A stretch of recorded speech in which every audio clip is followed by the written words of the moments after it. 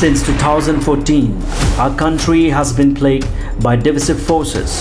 TMC is in Meghalaya with the mission to empower the people, uphold ethnic cultures and traditions, celebrate the sacred land. To oust the proxy BJP government from Meghalaya, be the change, support TMC by calling on 96877 96877. Ka All Meghalaya Upper Primary and Secondary Deficit Pattern School Teachers Association mentaka sni balang hagajilam ju uba sengbat ji marak baderu Presiden jongkane kesek kilaong bakila pha da kador khas shagajala bakide ban Kyntiew Kyrdan no ya ka deficit system shabaro ki deficit pattern school kibadon hapo kajala hagajigran barkilat pathai kubor u General Secretary ba Lindia sangma ulong baka deficit pattern school hagajala ki don tangkumba khatlai teli ki school haba khenlang ya ka secondary bat ka upper primary bat nakaliang jukinong yalam jongkaseng kila pensngawe ka Sorkar bansiu Hills allowance medical allowance house rent nakabenta jongkinong hikai bala pendap ya ka jipule kabakham shalor. Here in the midst of city we have Garo Union Deficit Pattern School. It is in East Khasi Hills. Seng Deficit Pattern School. It is in West Kyntiew Hills. And lastly we have Mokle Higher Secondary School located in West Khasi Hills. Now let's come to the upper primary. We have 3 upper primary schools in the region of Garo Hills. Govinath Khela Deficit Pattern Upper Primary School. It is in Southwest Garo Hills. We have Rongmal Deficit Pattern Upper Primary School in East Garo Hills, and Darugiri. It is in East Garo Hills, and we have only one. This is for your concern. We have only one Kasipna Deficit Pattern School, UP School. It is in Kyntiew Hills district. Now, teaching and non-teaching staff. When we talk about teaching and non-teaching staff, let me tell you first, teaching staff in secondary section, we have 85 numbers, 85, very, very small in number. Non-teaching staff, we have 17. Upper primary teaching staff, we have 21. And non-teaching staff in upper primary deficit pattern, we have only 4.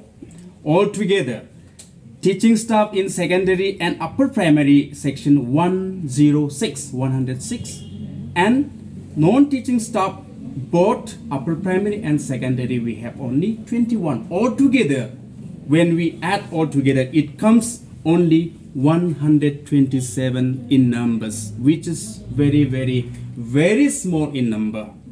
This unfortunate for all of us.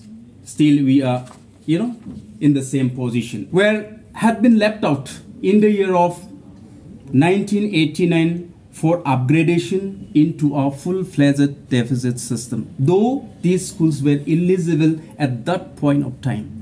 The reason why this school had been left out, the best reason is known by the government of that point of time. However, these 13 schools had started getting grant in aid sanction for deficit pattern right from 1993 onwards. Though we were left out, however we were left out, but we start getting grant in aid sanction for those 13 schools right from 1993 onwards. Now, these schools, that means schools which had been upgraded into full-fledged deficit system on or before 1989, they are getting better facilities, so to say. They are getting other allowances, including retirement facility, so to call gratuity. Now, the 13 deficit pattern schools, we only get basic scale and DA. No other allowances are given to us since 1993. It's been near about 30 years, very long period of time, and we have been suffering a lot till today. as we do not get hill allowance, house rent, medical allowances, and advanced increment for higher educational qualification, CPF, and the main important thing is gratuity that used to get after retirement. These facilities are obtained by deficit teachers. Other allowances, we don't have answer, but we have a question to ask the government of Meghalaya today. Why we are not given equal opportunity like deficit school? We also do the same work like them. We also perform the other official works like them. Why we haven't ignored for a long time? That is our big questions.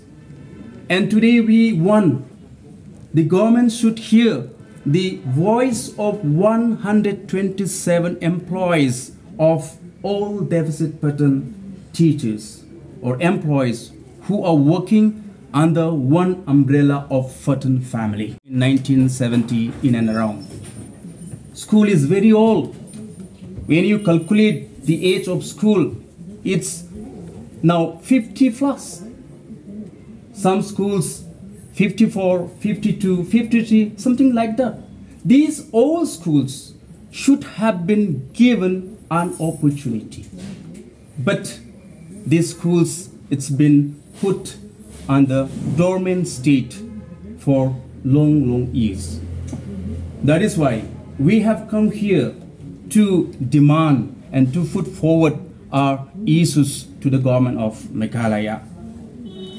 Actually, so these 13 schools should have been facilitated with other allowances by now without any problem by the government of Meghalaya, because we have only 127 numbers, very few numbers, but it is yet to be done or it is yet to be materialized.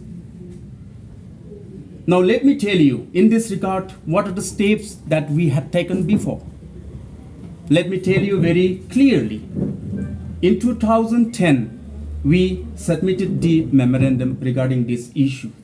And to follow up the same issue, we had recently met the Honorable Chief Minister Sri Conrad Sangma at his residence Tura and submitted memorandum, and categorically we had a talk with him for a few moments.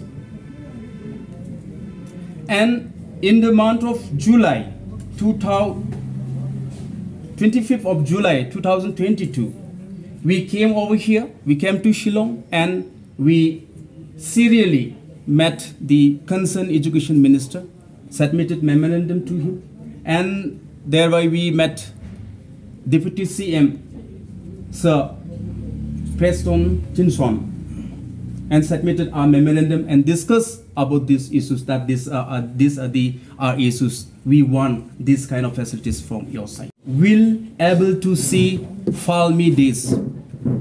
We also need to live a better life. We also need to give a kind of care to our family members. But these things are not happening till today.